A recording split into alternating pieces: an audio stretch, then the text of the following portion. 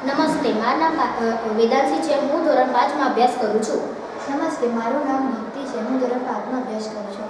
નમસ્તે, મારું નામ પરિધિ છે. હું ધોરણ 5માં અભ્યાસ કરું છું. નમસ્તે, મારું નામ સોની સુહાની છે. હું ધોરણ 5માં અભ્યાસ કરું છું.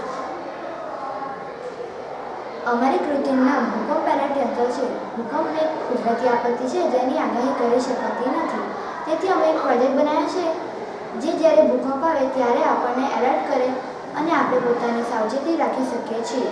જ્યારે ભૂકંપ આવે ત્યારે ધરતી ધ્રુજે છે અને આ યંત્ર એક એલર્ટનો મતલબ કે એક બીપનો અવાજ કાઢે છે, જેનાથી આપણને જાણ થાય કે ભૂકંપ આવ્યો છે અને આપણે પોતાની સાવચેતી રાખી શકીએ છીએ.